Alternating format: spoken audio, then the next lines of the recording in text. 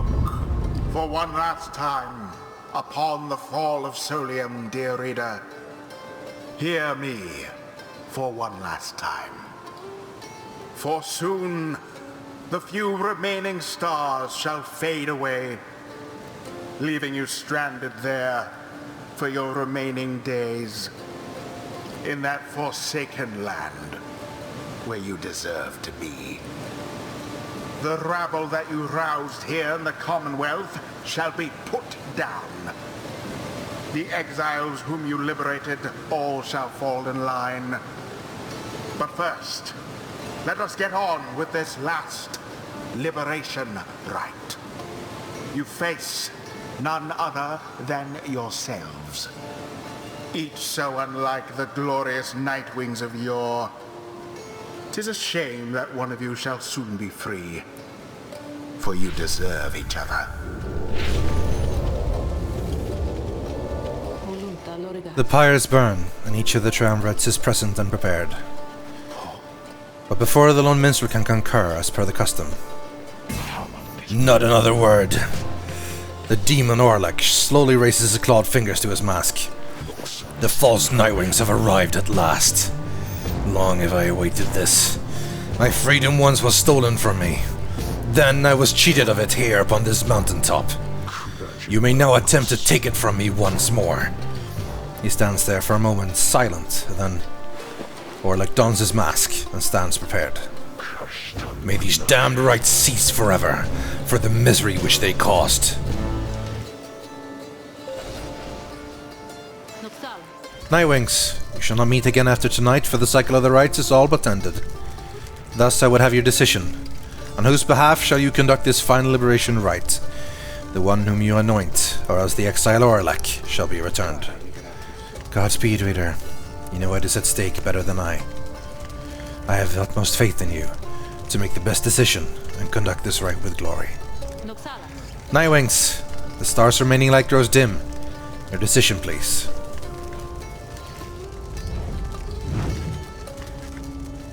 It is time now to choose who, if anyone among you, shall go free this one last time. The rest of you shall remain in the downside till the end of your days. One by one, you meet the gazes of each of your fellow exiles. Tizo, Sir Gilman, Bertrude. Your fellow exiles, your companions, your friends. Together you have come this far, but now the downside and the rites conspire to tear your group apart and disrupt your plan. Is there no other way?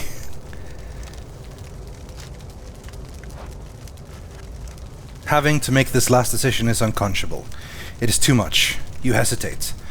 But then you sense a reassuring voice from very far away enter your thoughts. Do not give in, reader. Do not give in. We stand with you. The choice you are about to make, however you shall go about and whatever the outcome, we understand. And so you need not hesitate. And you need not explain. So please, trust in yourself. For all the rest of us, we trust in you. You reconsider what you're about to do. You cannot back down. With but a glance, you reassure your fellow exiles that you know what to do. One final opportunity for salvation. Too bad for the rest of you.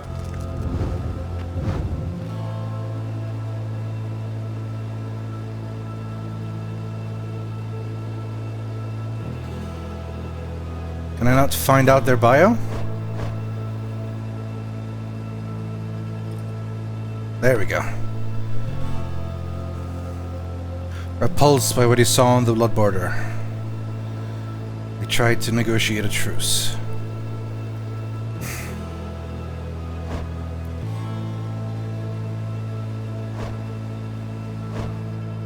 A savage and an imp.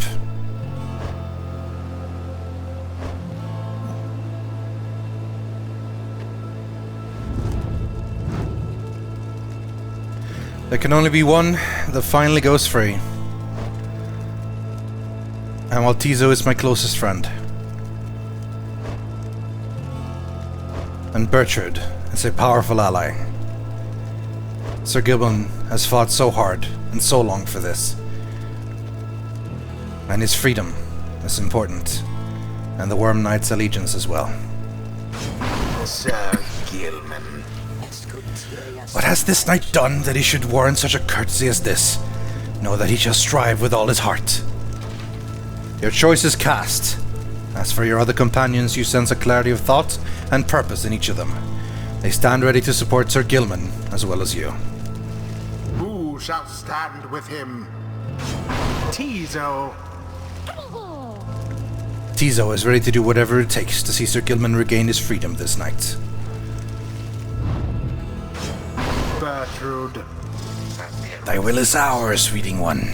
Let the remaining stars shed their last light upon our ceremony here. Those are to be my adversaries, then. And who is it, I wonder, who asserts his will over that group? You sense Oralech searching for you, almost reaching out to you. You, the shadow of the false Nightwings. They are nothing to me but you. You who would relinquish your own liberty for the sake of them. Strange. It is fitting, then, that I should have to face one such as you. Then Oralech stands at the ready, signaling for his two allies to do the same. By light of dawn, the cycle of the rite shall cease. Let us see if we can finish this ordeal before that time. The sky above begins to shudder. The final liberation rite is about to commence. Tariq? Aye, I am prepared, Celeste. Then let our song this evening shake the stars themselves. Aye, Celeste, let us make sure of it.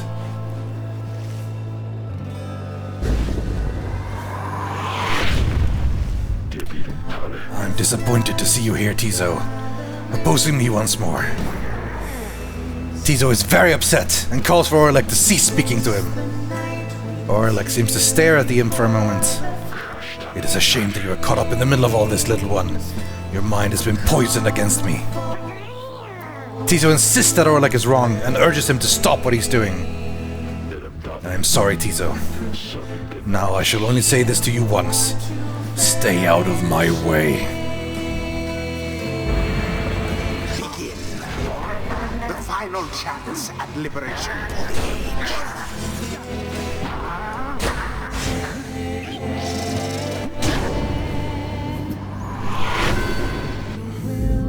I should be flinging when that happens.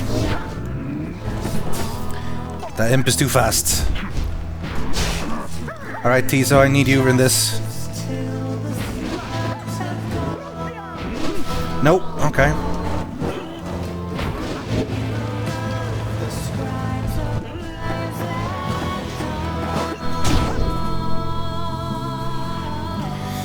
Even? The sky rains ash. Soon shall your Pyre's own mingle with them. Just then, the skies above begin to rain down fire. The final throes of the cycle of the rites and the ending of the age.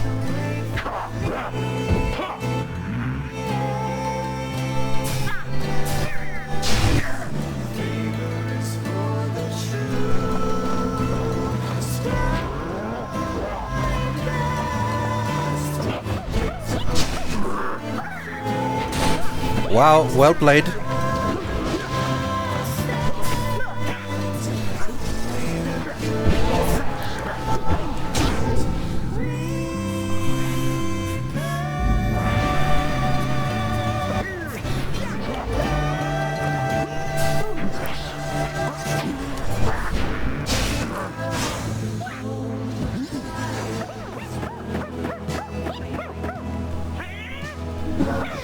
Wow, are you kidding me? How is that?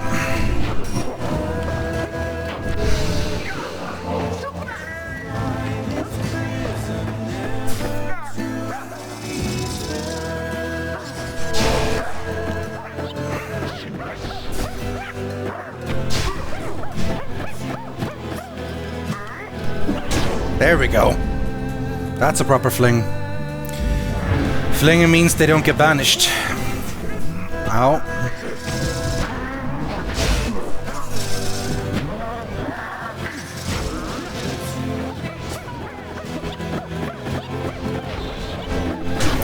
play it safe there, I think. So the false Nightwings bear their fangs at last. But that cannot be your finest effort. You think you deserve your freedom more than I? Then fight for it, damn you! How he has changed, that Oralech. Grown old and bitter, lo, these many years.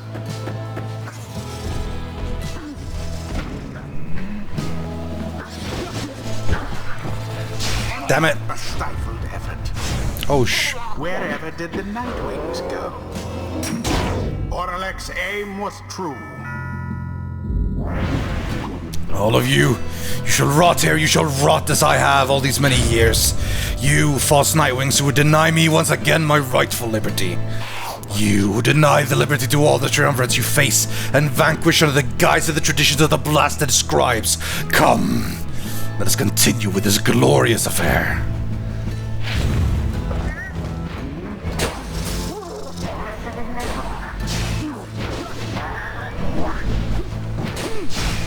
Well played.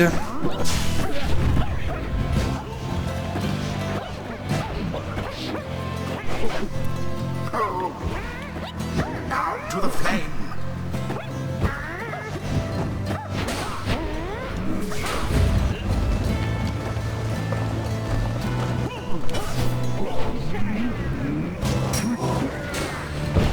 Tis taken.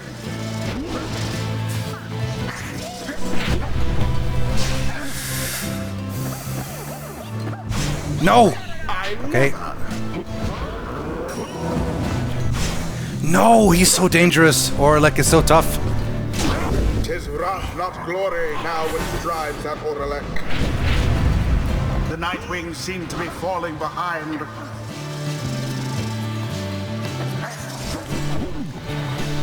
Bertrude plunged into the adversary's pyre. Your adversary's pyre now falls short of yours. Ouch!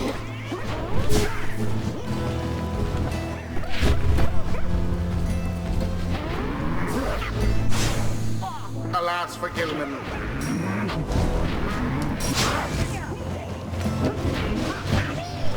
No! Oh, shh.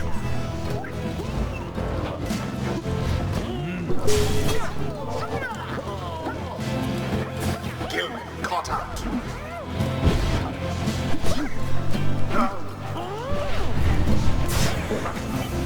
No! Barely a mark against that blade. It's only a 5. Oralech stands, breathing heavily. He looks back on the thin lick of flame that is his smoldering pyre, returning his attention back to your triumvirate.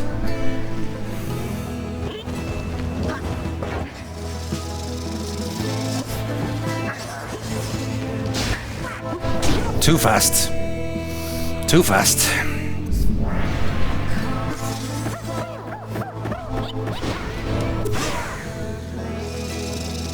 No, grab it, quick! We're fine, we can do it. And there it is. The Nightwings proved their worth. Rather convincingly, I must admit.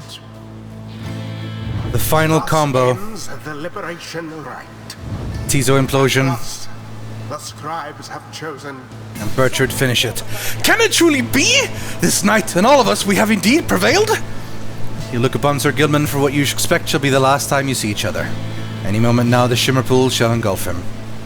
Any moment now he shall return to glory and join with Volfred's agent in the Commonwealth to help achieve the plan. Any moment now, the cycle of the rite shall end until at least the dawn of a new age. Any moment now. And thus, the scribes have chosen. And thus, the scribes have chosen. And thus, the scribes have chosen. No. Nightwings. Reader, what have you done? This night is beginning to feel extraordinarily uneasy about things here. Each prior time upon the fall of Soliam, the Shimmer Pool has opened, following the liberation rite and taken in whichever exile prevailed. But now all is still, and the light of the stars above has all but died. You sense a growing fear that it is already too late, that the Shimmer Pool should not reveal itself again. Oralech approaches, his head bowed. The 8 scribes saved the greatest treachery for last. Then, something else catches his notice. Wait. A sudden rush of starlight cascades through the stillness of the summit. The Shimmer Pool has appeared again, different somehow, but open. Sir Gilman looks upon it, but it does not engulf him, or at least not yet. It seems I must have mistaken then. The 8 scribes. This is not their greatest treachery. It is their greatest jest. The Shimmer Pool is flung wide open. It seems that all are worthy now of freedom. Oralech strides toward the Shimmer Pool, but... Halt, Oralech. Oralech glances over at the lone minstrel, almost in surprise. The Shimmer Pool has lost most of its strength. You step inside and you shall surely drown. Of that I can assure you. He laughs to himself at this. Then we have all been cheated. No. The Shimmer Pool is revealed and one of you may still return as planned. But as for who returns, someone shall have to choose. Ere the last light of the stars is extinguished and the rite cease to be, this is the final trial of the scribes. The final trial of the scribes. Then our confrontation, the liberation rite, it all was meaningless. No. The victor of the confrontation is to be the one to make the choice among those closest to the scribes. Either the anointed or he who anointed them. So then this night he can return, although perhaps the Master Reader can return instead. Aye. It shall be either you, the Reader, or... It shall be either, or... Sir Gilman, please make your decision quickly, lest it shall be forfeit. I do not know for how much longer the light of the stars shall offer you this gift. Good minstrel, why the choice which you presented in this night is very simple then. Master Reader! This knight hereby declares you shall be free. Sir Gilman wishes to give up his freedom, so that you may regain yours. Very well. Reader, sir, the choice which Sir Gilman made, rather the choice which he gave, it is now yours to make instead. This choice, it may keep bouncing back and forth like this. Absurd. It may, until such a time as one of you is willing to accept the burden and the outcome of the choice. That is the trial, and I fear that there is little time remaining now. Reader, if you and your companions are too cordial with each other to accept that freedom, either one of you, then I shall gladly take it. Freedom ought be more than some flirtatious trifle to exchange. Reader, what is your will?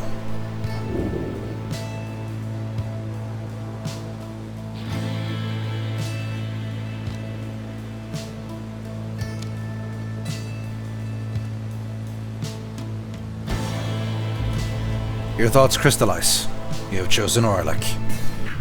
What?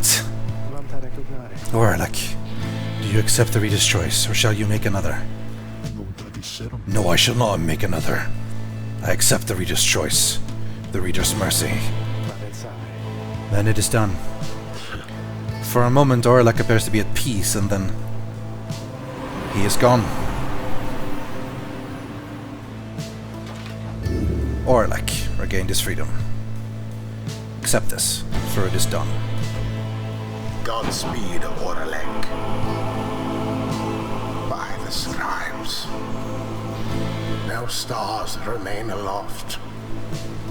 The cycle of the rites. It is finished. The Commonwealth. What shall become of it? What shall become of us? Nightwings.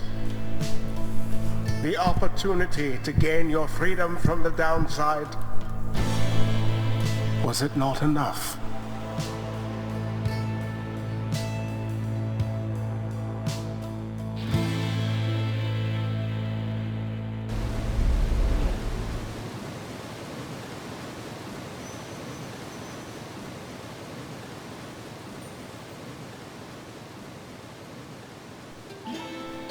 That night, the exile Oralech returned to the Commonwealth.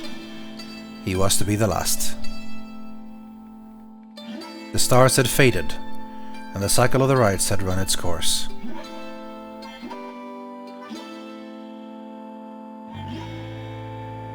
He found the Commonwealth in great upheaval. Spurred by the efforts of 6 liberated exiles, Wolfred Sandalwood's revolutionary plan had incited the masses. These exiles in the starless sky pretended the return of the scribes. The people surged into the streets, shoulder to shoulder. Led by the 6 exiles, their voices shook the heavens.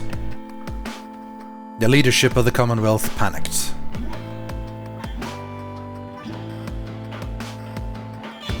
No blood was shed that night, and by dawn it was over. The leaders of the Commonwealth had cast themselves back into exile, or joined in this new cause.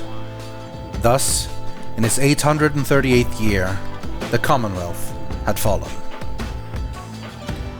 The new Saurian Union declared its sovereignty in the next year. Among the changes its elected leaders ushered in, they vowed never to cast their people into exile, and they abolished the old Commonwealth decree forbidding literacy. Today, we still remember all of this. And we remember the exiles of the downside, whose deeds led to the dawning of our age, whether they returned or not.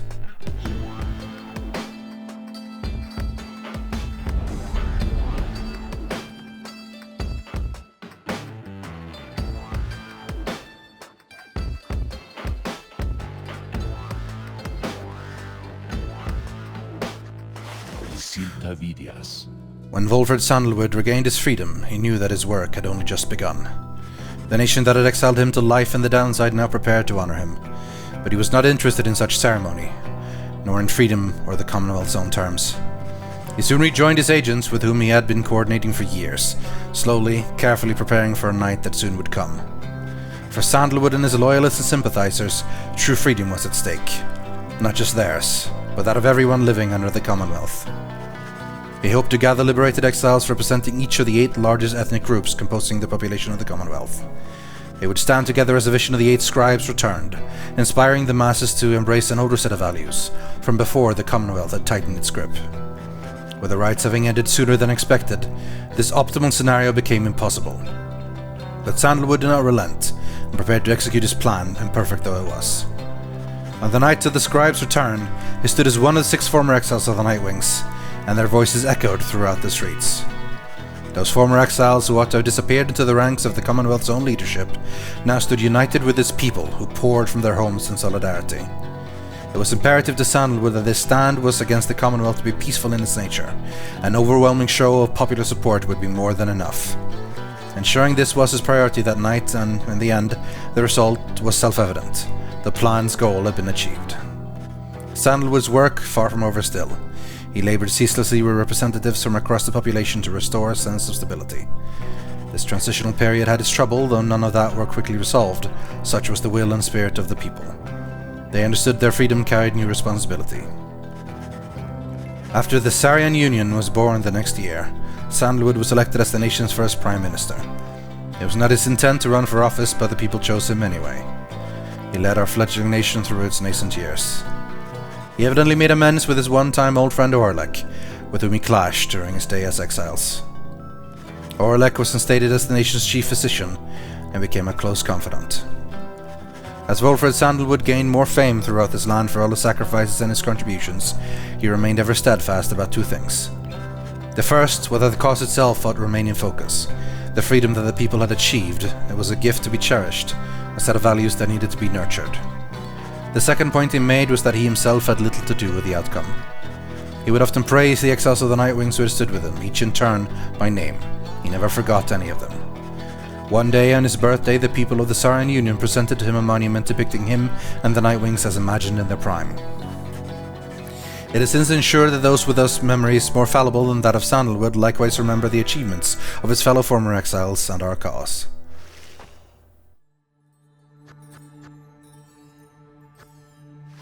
J'étais à mon temple.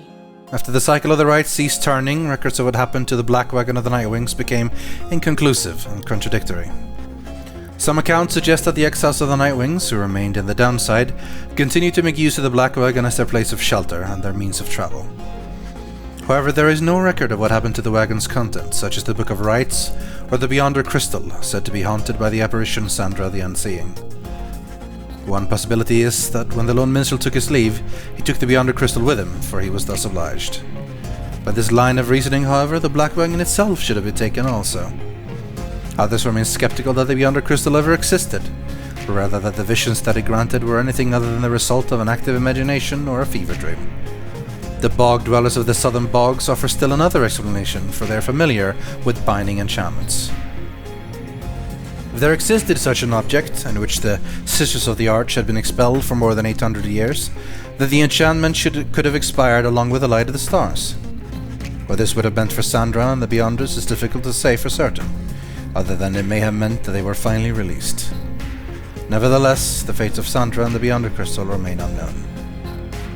Yet those exiles of the Nightwings who claimed to have seen this apparition all spoke of her with degrees of reverence, or perhaps a little fear.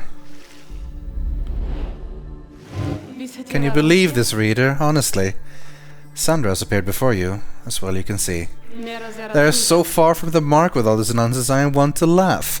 In fact, here goes. She laughs. She is referring to the account of her. You sense she does not care for it. Well, let them gossip all they like. I merely wish that they would mention you, at least in passing, when next they are at it. Though they shall never even know the half of it, shall they? Sandra seems irritated by the incomplete account of what happened to her.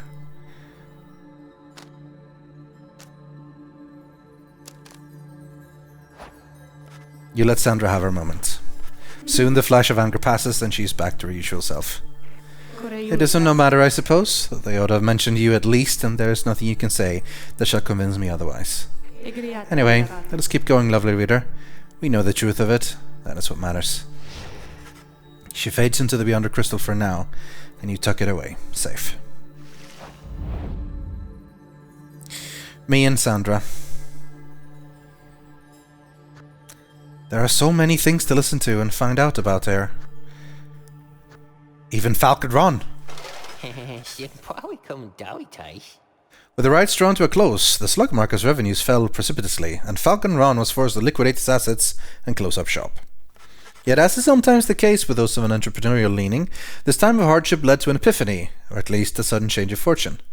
One day Falcon Ron had a run-in with a messenger imp bearing news from the other side. Ron gave to it one of his remaining trinkets, which could not be sold.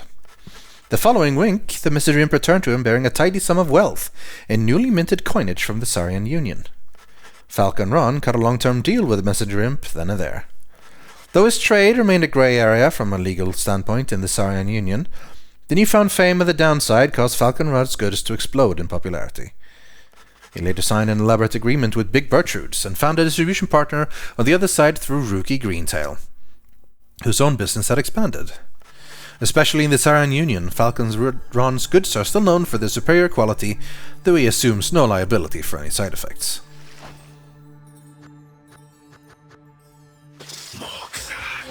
After the cycle of the rites had ceased, Witchwood returned to the Flagging Hands region, where she sealed herself within the Pit of Melith.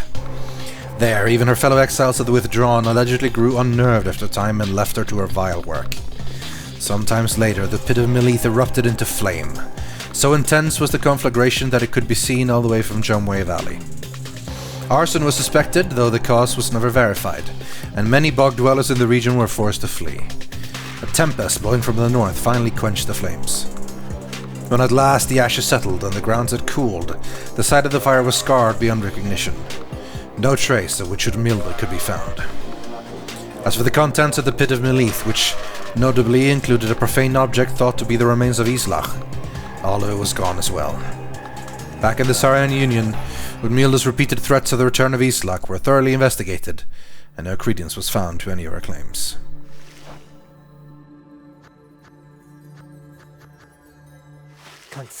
After Rookie Greentail learned back his freedom, he returned to a lavish welcome ceremony in the Commonwealth, as was the tendency for liberated exiles. It was everything he could have hoped for, and soon he was well off, surrounded by luxury and choosing between various exciting opportunities. However, he must have given in to his better judgment, as he ended up siding with Volfred Sandalwood's revolutionary forces as he promised. On the night of the scribes' returns, Greentail was there with the others, inspiring the masses. He never looked prouder, the very image of Jumwe Manimane himself. When dawn finally came, and it became clear that the Commonwealth that everyone knew would be no more, he realized many new opportunities awaited. He began quite a lucrative career for himself, manufacturing and selling replica merchandise inspired by the downside. His main struggle was to meet demand. An aspect of his conscience cautioned him against making light of such a thing, but the money was too good, and soon his family was as well off as he always said. One of his orders of business was to seek out one of his old companions, Pamitha Thane, to whom he took a liking during their quest for freedom. They bonded further over love of drink and supported one another through uncertain times that lay in store. Greentail always did his best to keep in touch with all his many friends, and knew that he owed his fortunes to them. He made a special point of staying close with the group of friends he came to know so well during his time with the Nightwings, wherever they were. They shared a special understanding that put even Greentail at a loss of words sometimes.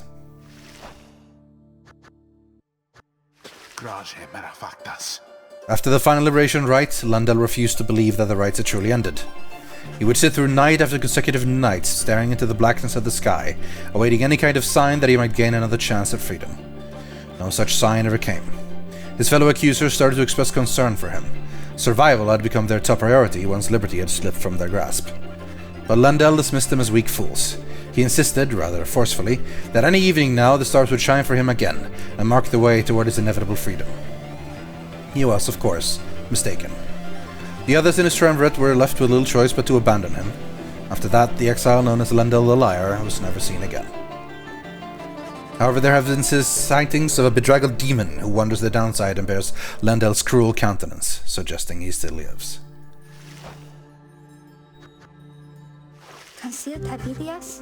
The Commonwealth had never provided a sense of home for the one they had called Ray the Wretched, so she was surprised on return that she was so well treated.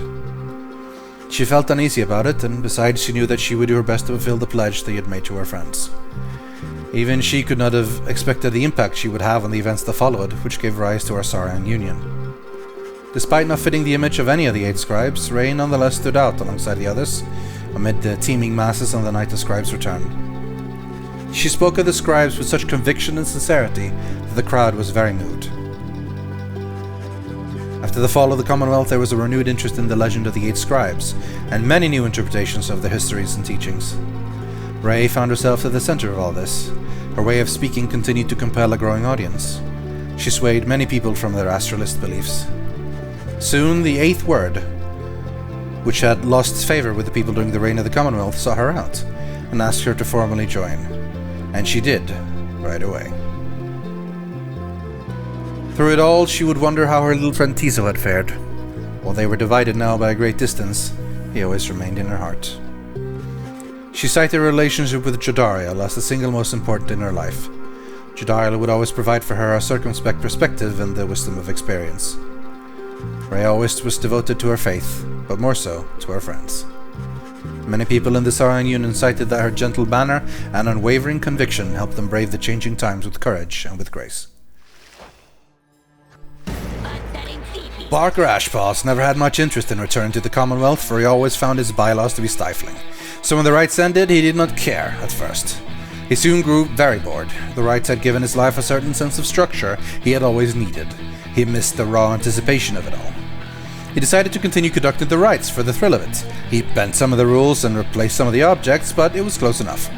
His packmates, the dissidents, proved more than happy to participate, and thus they ran against each other back in Jumwe Valley. Gradually, other exiles familiar with the rites, as well as those who had not heard of it at all, started to take interest. They ended up giving Barker Ashpaw some healthy competition. His old feud with rookie Greentail ceased meaning anything to him, and he forgot all about it amid his new pursuits. Ultimately, even Barker Ashpaw, who had led such a directionless existence at that point, found something of a calling through the rites. Whether he took the rites less seriously than any other exile of his time, or more, was oft debated by those who watched him work.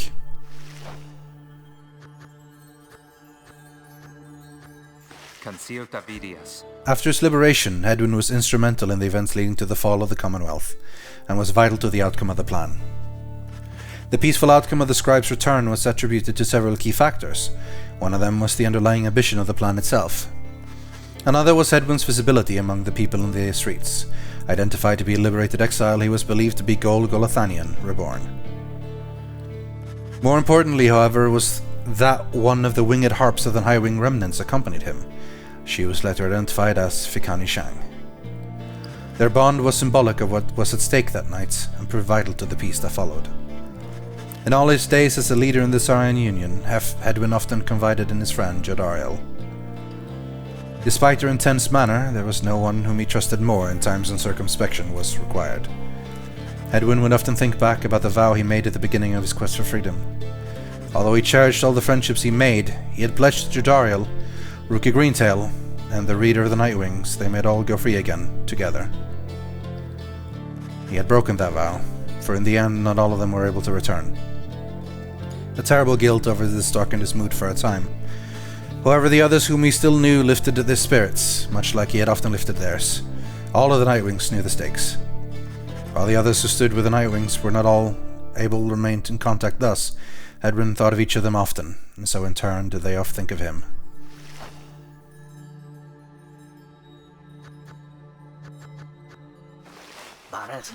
As the cycle of the rites drew to a close, it grew evident that the chance of freedom from the downside had forever flipped from Dalbert and the Almere Old Heart's grasp. Thus they and the exiles of the Fate returned to Jumway Valley. There they struggled to get by, as exiles of the downside tend to do. Sometimes after the rite had ended, the Old Hearts at last heard the news that the Commonwealth had fallen. This was well after the fact, of course, but it brought old Dalbert great joy. Despite his forthright manner, he had no love for the nation that cast him down, along with his son. Dalbert Oldheart passed peacefully in his sleep for the next new moon. In his final days, he implored his son to undertake a pilgrimage to the scribes. Almere never changed his father's views of the scribes, but respected Dalbert's wishes, and so after a period of mourning, Almere began a new journey. Not a day went by that Almere Oldheart did not think about his father, and give thanks to him, and speak to him, at morning and at night. Would that the stars yet shone, for surely Dalbert would be there among them, smiling down at his son, and watching over him and his kin.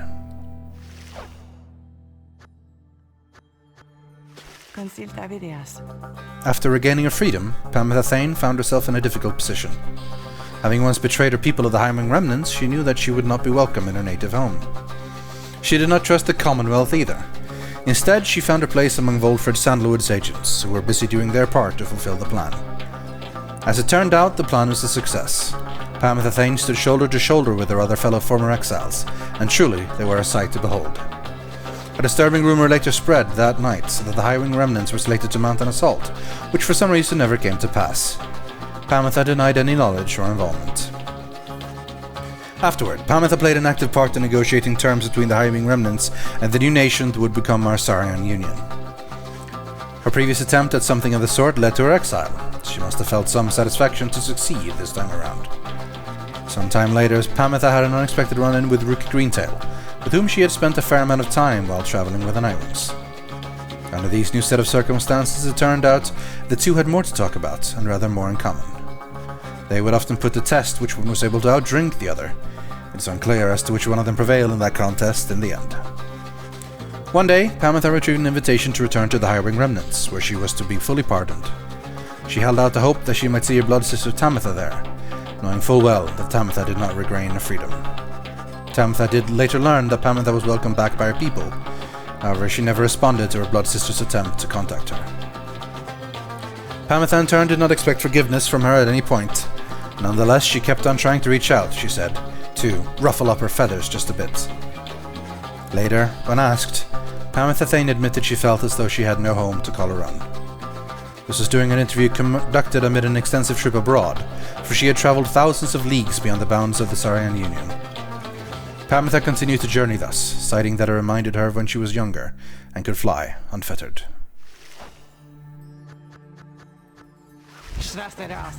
Throughout her exile, Tamitha Thane was motivated by a single goal: to return to the Commonwealth and exact vengeance on her ancient enemies. When she realized the rites had ended and that she would never see her mountain home again, she nonetheless remained determined to aid her people however possible. She had gathered certain information pertaining to the intentions of the Nightwings, who had formed a pact to regroup on the other side after the liberation. Other such reports exposed certain weaknesses in the Commonwealth defenses, and revealed to the Highwing remnants the opportunity for risky but potentially impactful strike. As Tamitha could not participate in the assault, she learned what happened well after the outcome. On that night, known as the Scribe's Return, the Commonwealth had fallen. The Highwing remnants thus prevailed at last without even having to fight. Soon after the fall of the Commonwealth, Tamitha learned her blood sister Pamitha was an accessory to the successful outcome. Tamitha was very skeptical of this, but as similar reports kept mounting, she soon accepted the prevailing opinion, however grudgingly. Once, a messenger imp arrived bearing some sort of message, seemingly from Pamitha. However, Tamitha turned it away. She would not give in an impulse to forgive. Knowing that the conflict on the other side had ended, Tamitha retreated to the crags of Black Basin, and grew ever more distant. Those closest to her surmised that her inability to reconcile with the Blood Sisters was at the heart of this, though for her part, Tamitha never once admitted to any such weakness.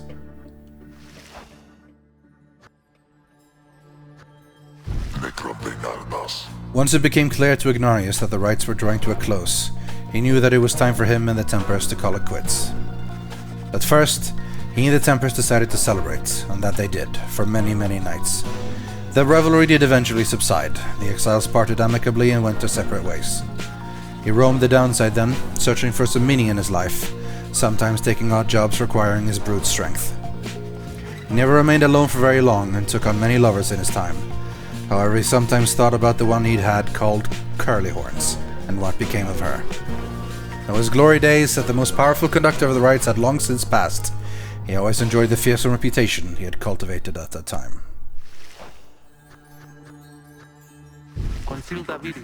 After her liberation, Jadariel soon became an icon of the movement that led to the collapse of the Commonwealth and the rise of the Saurian Union.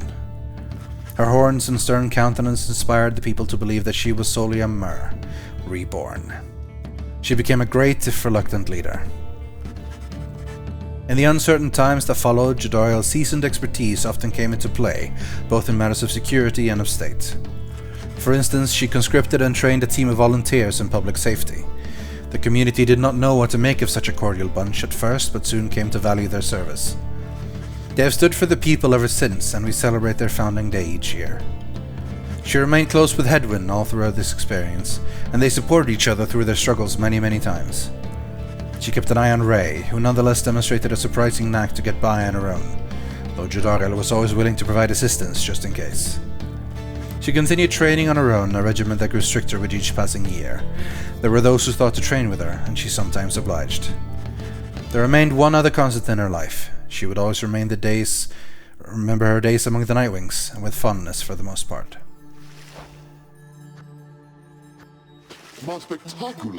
When manly Tinderstaff realized the rites had ended, and that he no longer could return to the Commonwealth through this ancient means, he was outraged. He cursed the scribes, spewing forth such a slew of blasphemy as to be very unbecoming of one of his high status and bearing. When at last he called himself, he focused all his energies on attempting to find another means of homecoming. He maintained regular contact with his wealthy family on the other side via Messenger Imp, and used their vast resources to explore other means of escape. He tried using an elaborate pulley system. He attempted to retrofit a flying black wagon with superior propulsion. He tried an imp raft, a hot air balloon, even prayer. Nothing worked. There was only one way to escape the downside, and now it was gone. Tinderstaff bankrupted his family in these vain attempts. At last, such was his shame that he retreated to the teeming woods of the Black Basin, to Cinderroot. There he yet wallows, complaining to his comrades of the chastity who still put up with him, either about his own misfortune or the latest news from the other side.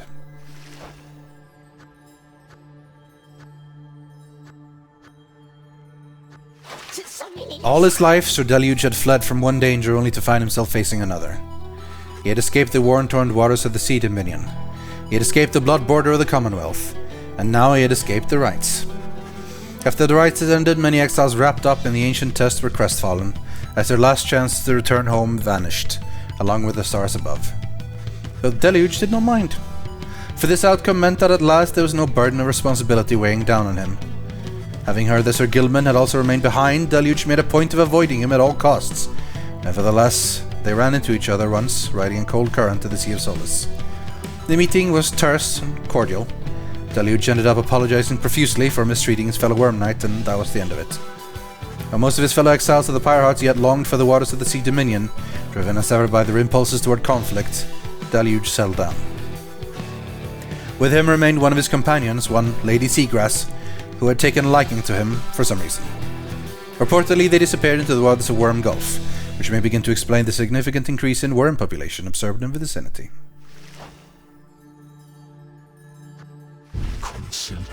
In the aftermath of the final liberation rite, Oralech at last returned to his nation, one he had not seen in nearly 2 decades.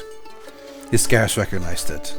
After all, it was in the midst of transformation, a social and cultural upheaval, sparked by Volfred Sandalwood's plan. When Oralech witnessed the people of the Commonwealth standing shoulder to shoulder and chanting together on the night of Scribes returned, he looked on in silence for a time. Then he stepped toward the crowd. A murmur and a hush moved through the gathered citizens at the sight of him, for they had never seen someone thus changed by the downside. But then Oralech raised his voice with theirs, and they all stood united once again. History would know him as the Demon Doctor, a term of endearment that stuck even after his horn started to recede. He lent his skill and service throughout the birth of the Saurian Union. The one he had called the Shadow of the False Nightwings was someone whom he thought of often. He knew he owed his freedom to him. In light of having witnessed the aftermath of Sandalwood's plan, Oralech sought out his former companion. While they kept private the details of the conversation that took place, it must have been enough to rebuild the bonds of friendship between the two of them. They were often seen together after that. Alone with his thoughts, Oralech would sometimes visit the memorial to the fallen leaders of the Commonwealth. Though other than such appearances, and notwithstanding his duties as Master Physician of the state, Oralech led a very private life. Few would have guessed that he once was one of the most accomplished rites conductors in the history of the Nightwings. History, of course, shall ensure we shall not forget.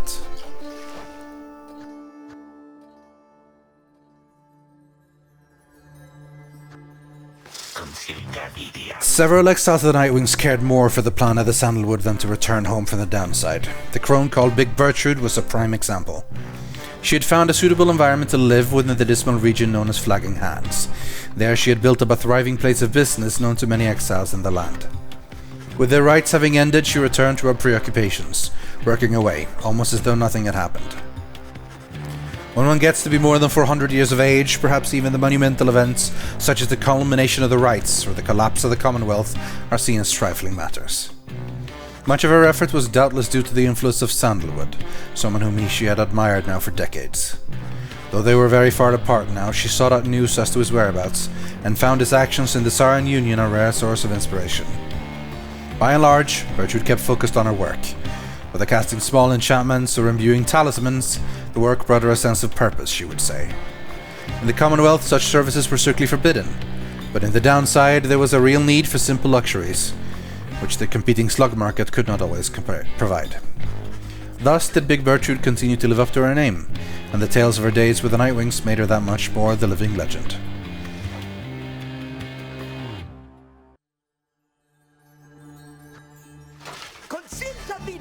The Worm Knight Sir Gilman had elected to go into exile as penance for his failure to uphold his military obligations to the Commonwealth. To him, earning back his freedom was tantamount to erasing the shame of his past. His honor was at stake, more so than anything. Yet when it became clear to him that he would not go free once again through the rites, he readily accepted the outcome, for he knew by then that much more was on the line. He regretted not having had a chance to contribute directly to the events that transpired in the Commonwealth, though he was pleased to hear the outcome. The conclusion of the rites and the fall of the Commonwealth made clear to him that his days as a knight had ended. He declared to all those in earshot that he would never fight again. Unless, of course, there arose some extraordinary set of circumstance, again requiring him to fight, but he certainly hoped not. He still trained regularly, though never found as skilled and motivating a partner of his as fleet-footed friend Rookie Greentail, whom he remembered fondly. From time to time he would seek guidance from one of his former comrades, Big Bertrude, much his elder, and a wellspring of perspective on his life decisions. He was always grateful for the counsel of the reader, and would regale him over and over about the time they squashed the spawn of the unfathomed Perns. He wasted no time dwelling on his days under the leadership of Sir Deluge, his former commander. The other Worm Knights stayed well clear of him. Gilman never did return to his homeland of the Sea Dominion, and was content to lead a monastic life on a small residence in the hills. It was just high enough to keep him striving to conquer his fair of heights. Other than that, an intense daily training regimen and the occasional visits from an old companion was more than enough to keep him optimistic and engaged. He knew by then that honor was not something to be won, but a contract with oneself to be renewed each day.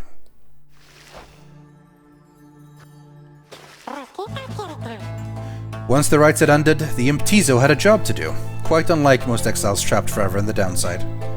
The lone minstrel asked that he watch over the Black Wagon, which the Nightwings had used extensively for travel and for shelter all throughout their quest. Tizo obliged, for he knew that wagon as well as the Drive Imp inhabitants, perhaps better than anyone. What became of the wagon exactly was never verified as evidence of Tizo's thorough work. After that, he liked to while away his days with any of his friends, or else with fellow imps. Wolfred Sandalwood would sometimes send him little gifts all the way from the downside. Despite the insurmountable distance between them, their friendship proved more than resilient. He often chirped about the reader of the Nightwings, with whom he built quite a rapport. The reader understood him perhaps better than anyone. Indeed, Tizo would often express wistful gratitude for all his time with the Nightwings, and their many adventures throughout the land that was always his home. Other than that, Tizo would sometimes help interpret for messenger imps relaying news to and from the Sarian Union. Despite having gained significant celebrity abroad, he never let it go to his head, and he would go fishing in the Sea of Solis every single chance he got.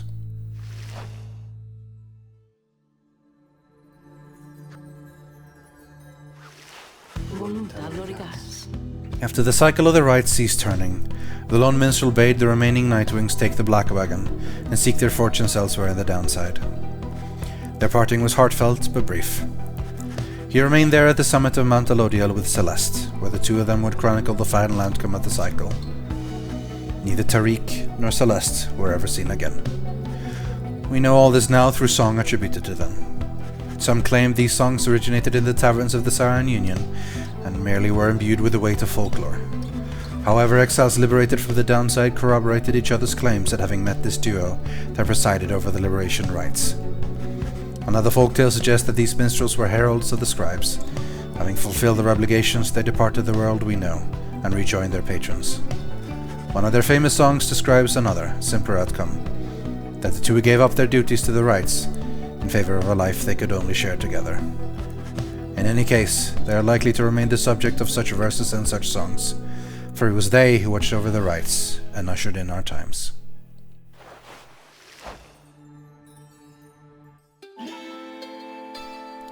There is one more account which warrants mention.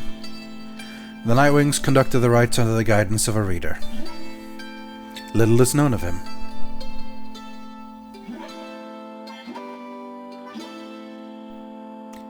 However, some accounts of him begin to paint a picture. We know he was of common birth, always directionless and prone to misremembering at times.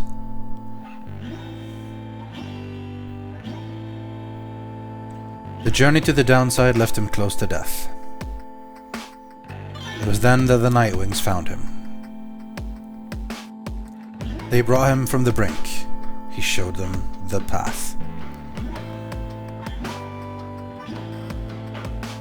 He pressed onward with the others, longing always to regain his freedom. Thus did the cycle of the rites commence its final turns. When the final rite arrived, the reader's freedom was at stake. In the end, however, he remained in exile. From that point on, accounts of him diverge.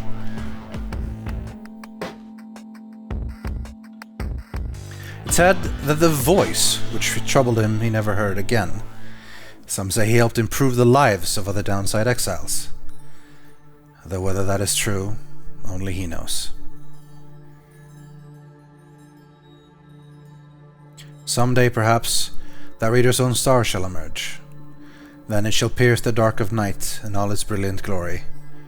Until such time, and ever after, all of us give thanks. Their journey began on a barren waste where the reader arrived, afraid and alone.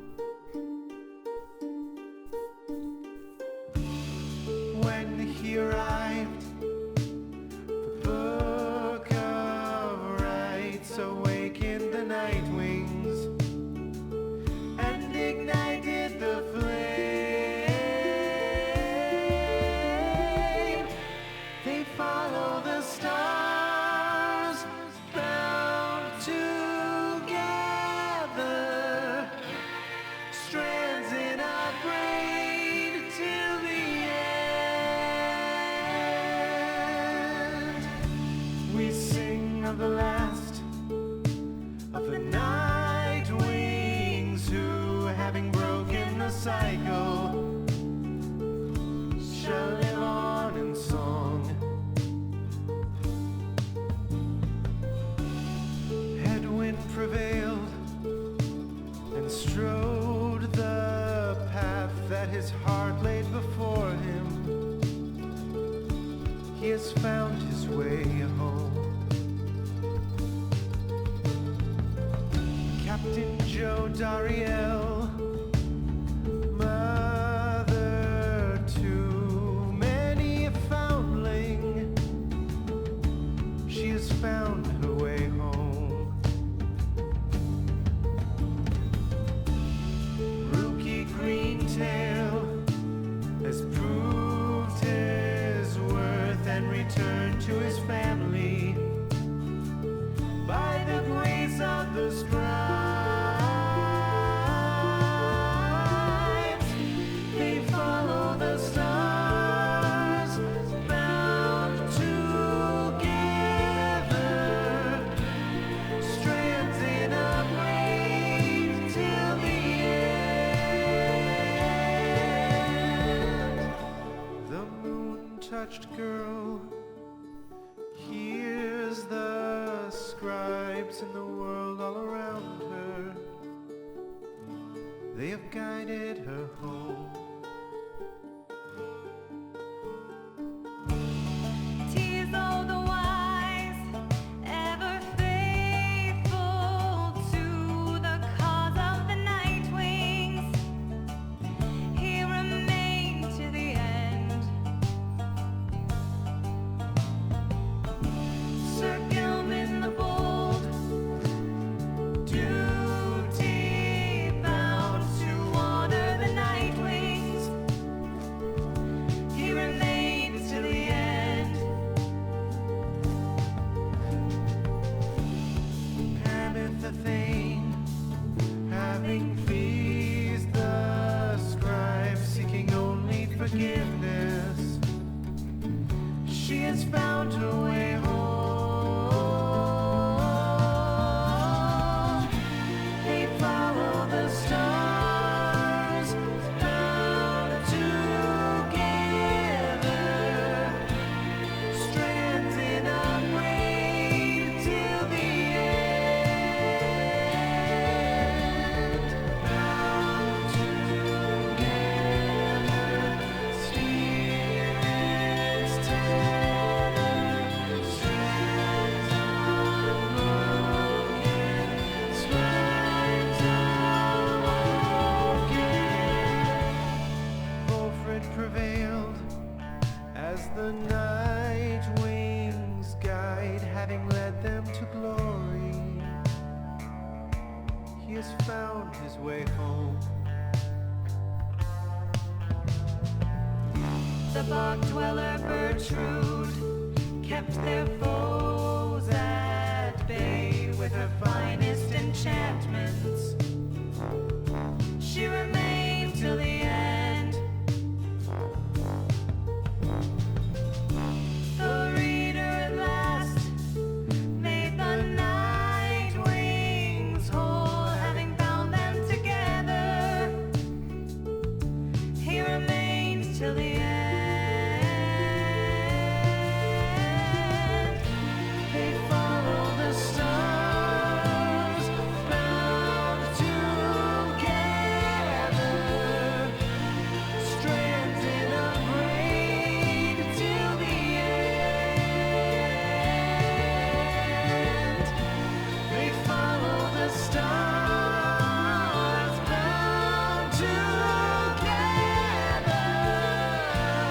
strands in a braid till the end.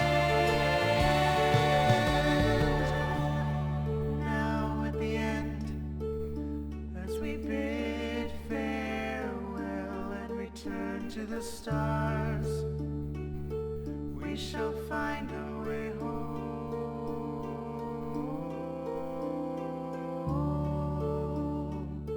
We shall find our way home.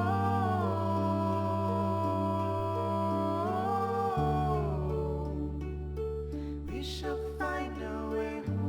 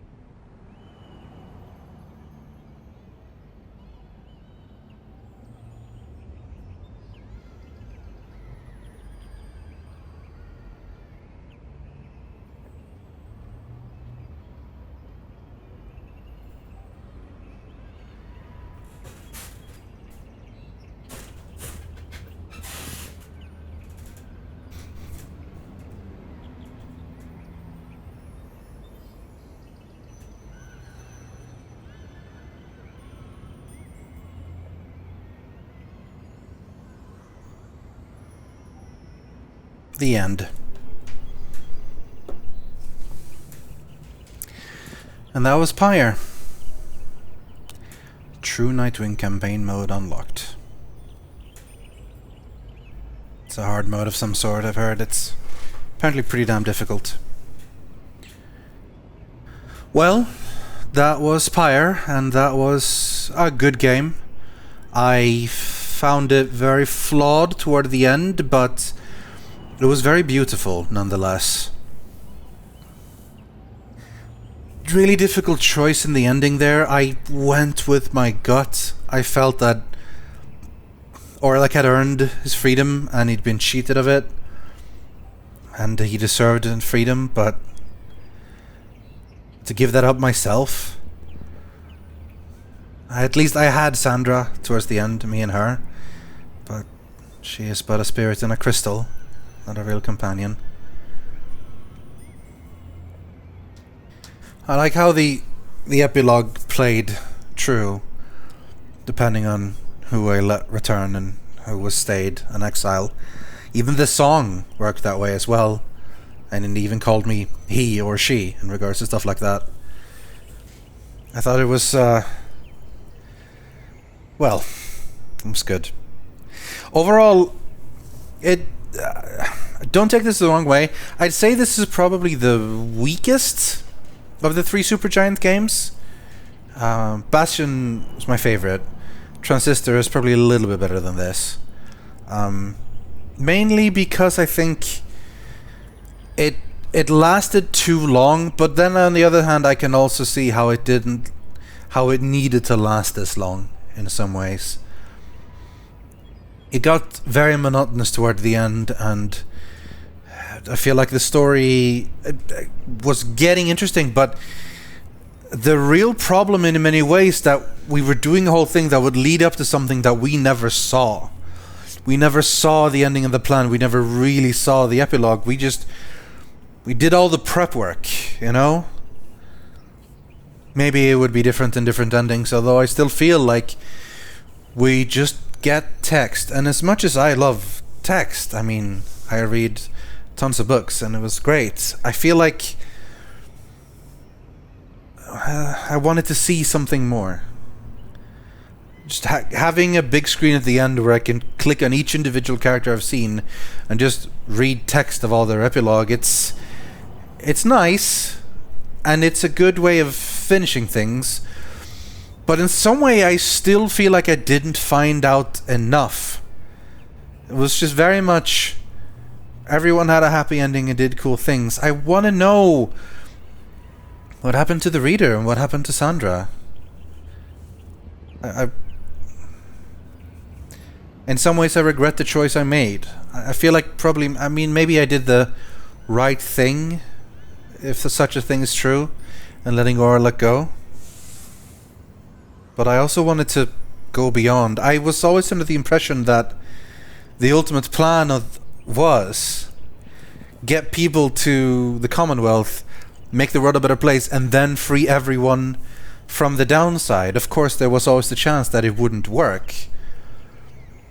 But it feels really bitter to know that so many of us are still just stuck here. And despite all the changes they made, despite revolutionizing everything and eliminating the Commonwealth and so on, those of us left behind are just left behind. I'm sure many of the people there can make a life of themselves again. There's nothing inherently wrong in the downside as such. It's not like a place of punishment and pain. It's not hell. It's just a different place. And maybe there is enough of a life to be made among the downside, but literally throughout the entire adventure, I've been steadily and gradually separating myself from all the friends I made down here. Friends I grow close to, friends that work together, I let them go and I stay behind, and in the end, I still stay behind.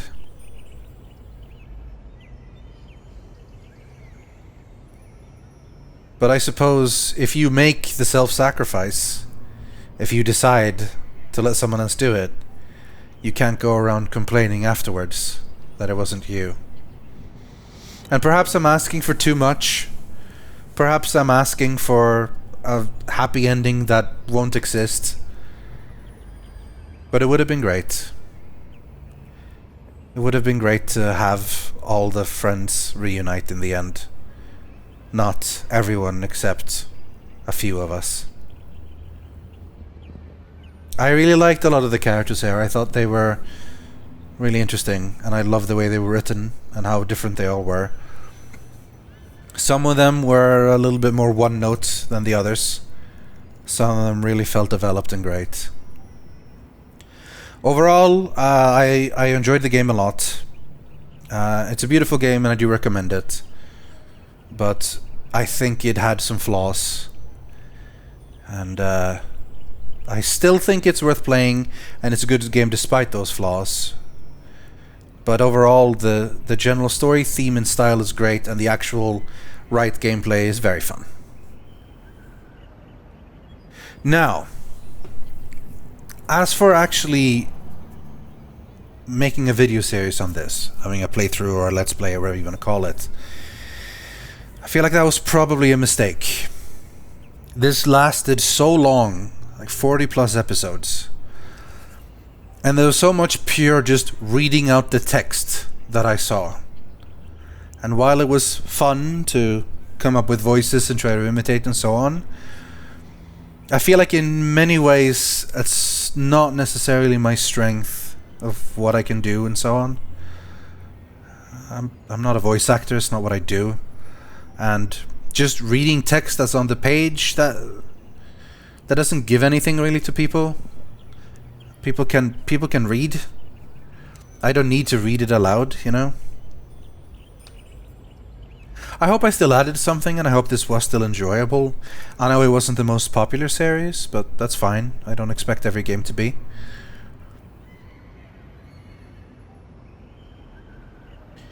And either way, I'm happy I played it. And I'm hoping that enough of you were happy to have sit through the entire thing, long as it may have been. Because it was a wonderful story. And I'm glad it got told to me, and that I, in some way, told it to you. Anyway, I believe that's it. Thank you for watching, and until next time, goodbye.